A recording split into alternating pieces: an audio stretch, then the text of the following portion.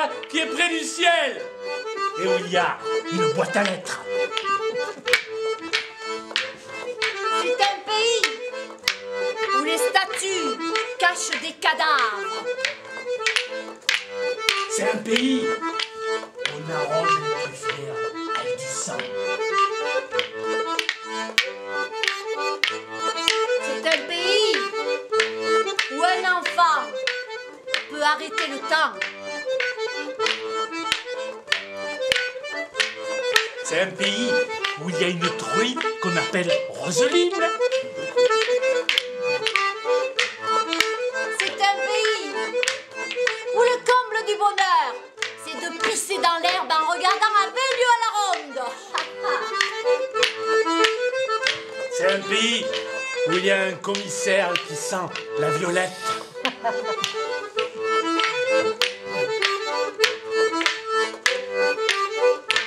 C'est un pays où les routes jouent à cache-cache avec les collines. C'est un pays où même les pierres bougent.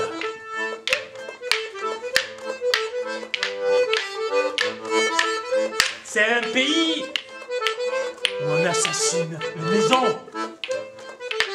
C'est un pays où le vent part. C'est un pays où les gendarmes roulent à bicyclette.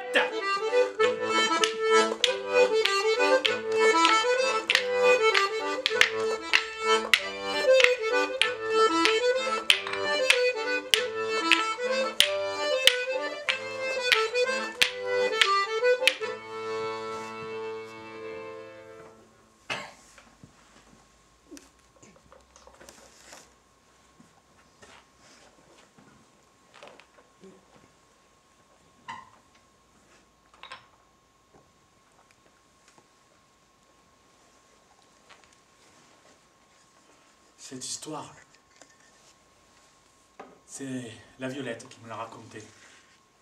Qu'il avait lui-même entendu de son grand-père, gendarme dans les Basses-Alpes.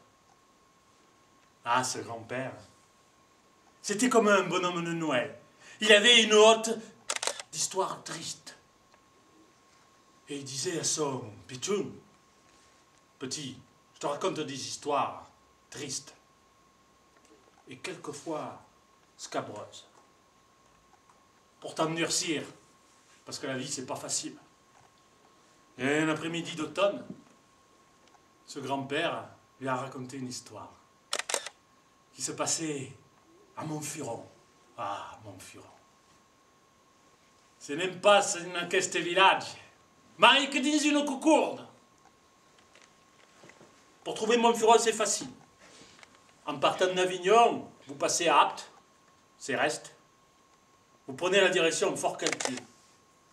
Et là, juste avant Man, vous laissez la main gauche le plateau d'Ossau. Vous savez, c'est ce pays où on voit à 30 km la ronde et où même les pierres bougent. Et vous prenez là, il y a une petite pancarte marquée Montfuron. Et juste au-dessus de Montfuron, il y a une vallée. Oh, elle n'est pas bien grande, elle fait 2-3 km. Au milieu, il y a une font, la font des Bourles. Ouais. C'est une font où il fait beau s'asseoir et écouter passer le temps. Et juste à côté de cette font, il y a un chêne, un roure. Merveilleux, c'est spectaculaire, magnifique. Ce chêne, on dit qu'il est centenaire, mais on dit centenaire pour s'en débarrasser. Il a sans doute beaucoup plus que ça, 200, 300, voyez ça. Il est magnifique, c'est le plus grand. Mais il a eu la malencontreuse idée de se mettre dans l'axe du vent dominant. Ce qui fait que vers le nord-ouest, ses branches sont sèches, recourbées, rigneuses. Mais et l'autre costa, elles partent à l'horizontale sur 5, 10, 15 mètres. Même, qu'on dirait, de gros serpents noueux. Et pour rester ancré dans la terre, il a envoyé ses racines profondes dans le millefeuille calcaire.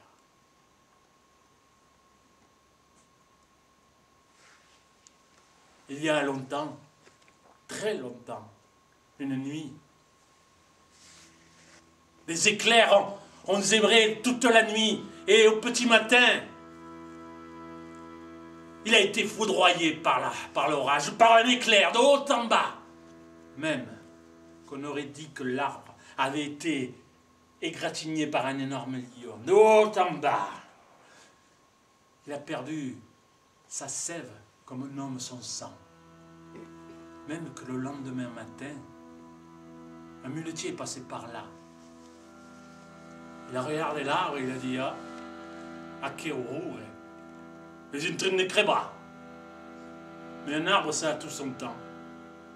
Il est bien resté 2-3 saisons sans feuilles. Mais, peu à peu, l'écorce a recouvert les cicatrices de haut en bas. Oh, ça a mis 2-3 générations d'hommes. Mais enfin, il est redevenu magnifique, rutilant. Bref, c'est un arbre.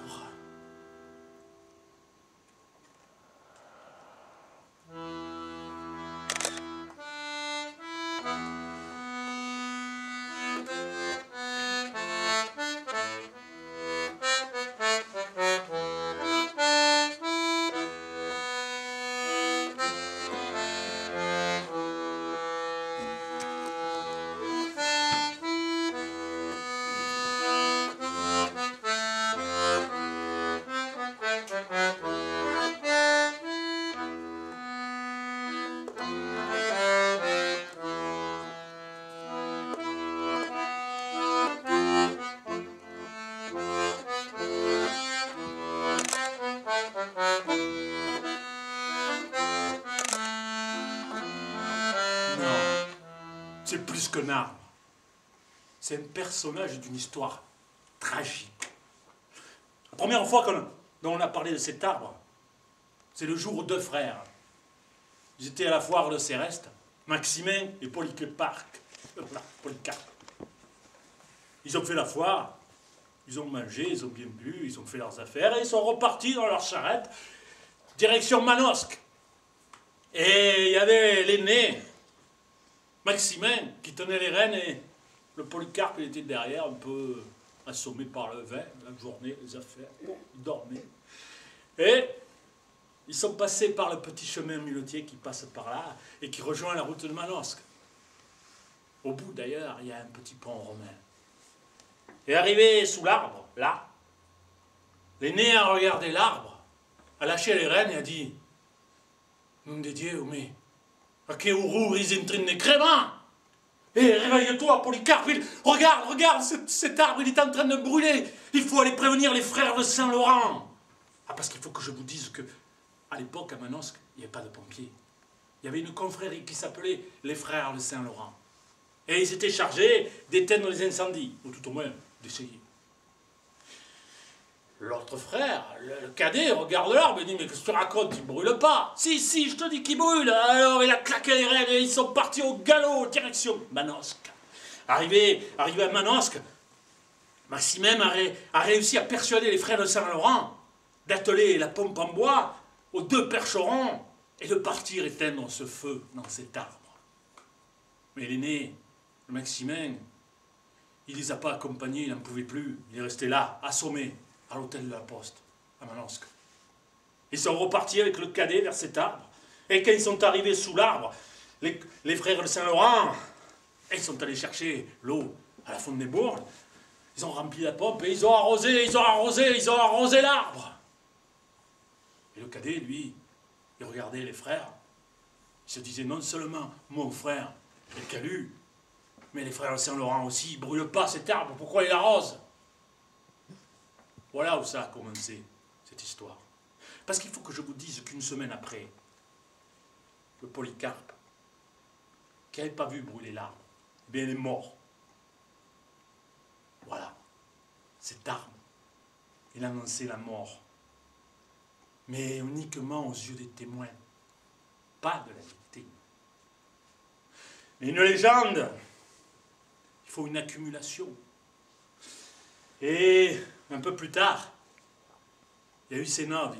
Ils faisaient la fête, leur banquet, leur mariage, ils fêtaient leur mariage à Céreste. Ah, elle était belle. La chatte la belle de toutes les contrades. Elle était de Montfermeil, un petit village à 2 collines de Montferrand. Et ces 2 villages partagent toutes leurs histoires, et notamment cet arbre. Elle était belle, mais elle avait un peu le cœur faible. Lui, c'était un étranger. C'était de digne. Alors, après avoir banqueté, ils sont partis pour leur voyage de noces. Toccarello pedalla novi, toccarello pedalla novi, alla novio toccarella farindello, alla novio toccarella farindello. Hey! Et ils sont partis, mais ils n'allaient pas bien vite. Tous les 20 mètres, ils s'arrêtaient. Et ils se faisaient des poutous. Oh! Et ils sont arrivés sous l'arbre. Et qu'est-ce qu'ils ont fait? Ils se sont embrassés. Toccarello pedalla novi, toccarello pedalla novi, alla novio toccarella farindello, alla novio toccarella farindello. Hey! Mais là, le noble, qui était de digne, il a regardé l'arbre, il a dit: oh mamie, regarde, comme c'est beau, regarde, l'arbre brûle, regarde toutes ces jolies petites flammes bleues. Et elle a compris que cet arbre annonçait sa mort. Et elle est morte là, sur le bourgui de Gala, d'un coup de sang. Voilà la 2e fois dont on a parlé de cet arbre. Et les choses ont continué. Les gens dans le pays se parlaient de cette histoire. Et de temps en temps, ils allaient se promener là. Ils amenaient une vieille tante, un vieil oncle. Comme ça, tranquillement. On ne sait jamais que l'arbre brûle un peu. Hein? Oui, comme ça, ils allaient hériter. Hein? Et avant de conclure un viager, ils amenaient le vieux ou la vieille pour savoir s'il fallait faire un gros bouquet ou un petit bouquet. Ouais.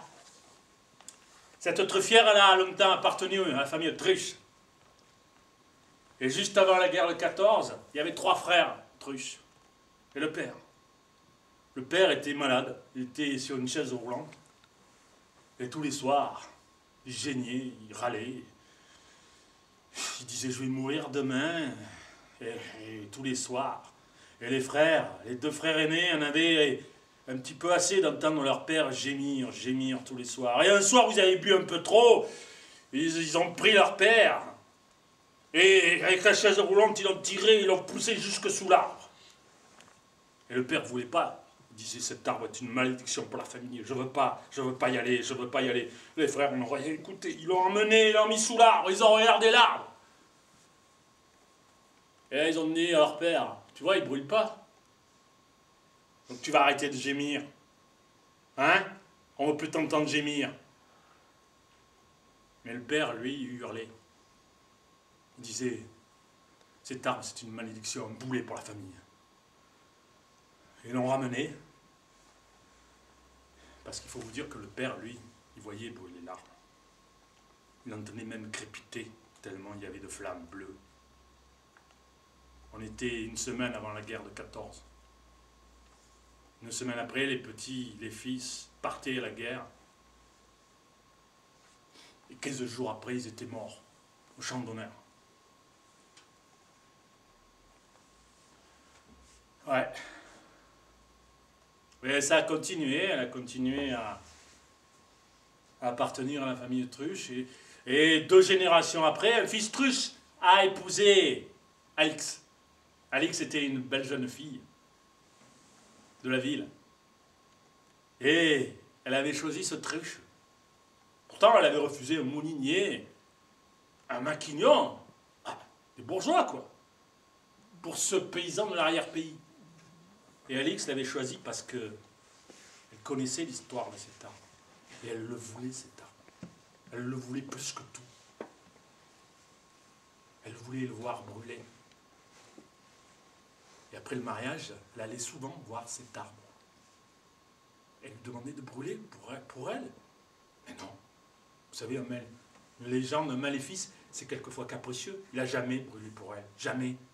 Elle a emmené des malades au dernier degré, des vieux parents, rien. Ils ne brûlaient pas. Alors, ça l'a contrariée. Et elle s'est mise à grossir. À grossir, jusqu'à devenir très, très voluptueuse. Et comme le Truche avait toujours dit « j'aime pas les grosses », eh bien, il n'a plus touché du tout. Et Alix a pris un amant, 2 amants. Un jour, elle a rencontré Constantin, un homme venu de Marseille. Ah, il était beau.